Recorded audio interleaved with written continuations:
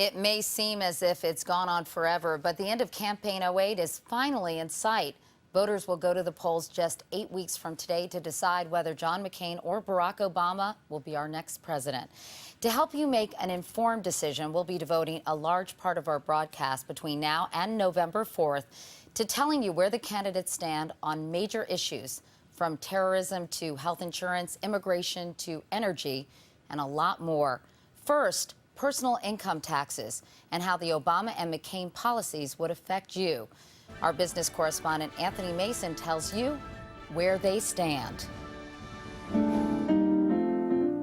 3 Ohio families, 3 income levels, 3 tax bills. We're Charles and Joy Beecham. We're from Pataskala, Ohio. The Beechams have 3 kids, 2 living with Charles' ex-wife. They just bought a foreclosed home. Charles runs his own office supply delivery business. Joy has a new job as a teacher. The Beechams earned nearly $32,000 last year. I'm Kendra Foose, and this is my husband, Andy. We live in Miamisburg, Ohio. The Fooses have 3 children, too. Andy is a construction manager. Kendra runs her own custom candy wrapper business from home. They made nearly $64,000 last year. We're the Wilsons. My name's Gilbert. This is my wife, Lisa. And we live in Plain City, Ohio. The Wilsons also have 3 kids. Lisa's a stay-at-home mom. Gilbert owns a computer network company. Their income, $213,000 on their last 1040. We came to Ohio to talk taxes because it's a critical swing state in this election.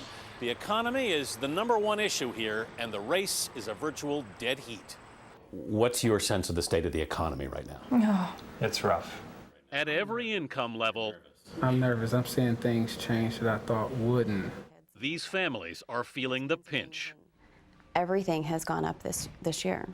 To the Foose family, being middle class means being caught in the middle. There seems to be breaks for those with very low incomes, lots of breaks for those for very high income, and we are the ones that are constantly struggling. We don't fit into any loophole. We do not fit into a loophole. In terms of taxes, what do you want from the next president? Relief.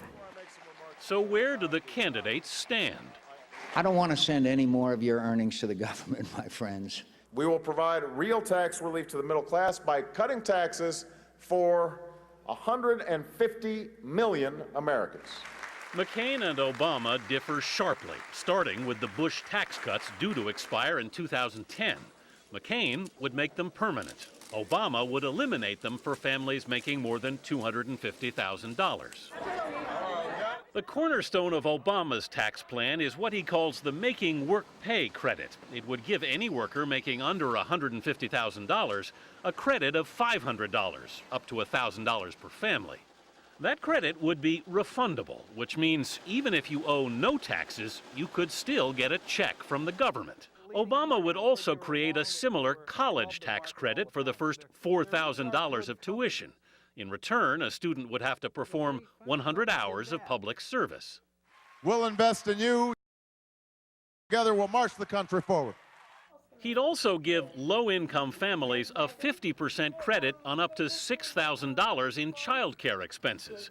He'd eliminate income taxes for seniors making less than $50,000 and impose a 2% Social Security tax on those making more than $250,000.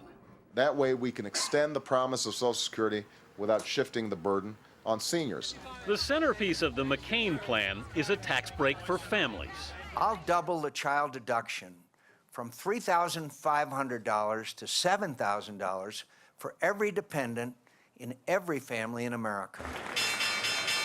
On investment income, McCain would keep the tax rate at 15%. Obama would raise it to 20% for those earning more than $250,000. Obama would also raise the top tax rate from 35% to almost 40%. The second highest bracket would jump too, from 33% to 36%. McCain would leave these rates unchanged. Finally, both candidates would raise the income trigger for the alternative minimum tax, a tax targeted at the rich, but now trapping more and more middle-class families. So, what could these plans mean for our 3 Ohio families?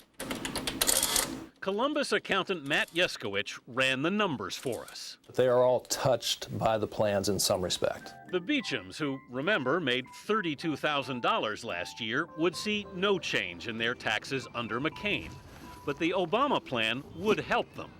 The Beechams will be the beneficiary of a number of these refundable credits. The Beechams, who paid no taxes in 2007, would now receive a check from the government for more than $2,200. What do you think of that number?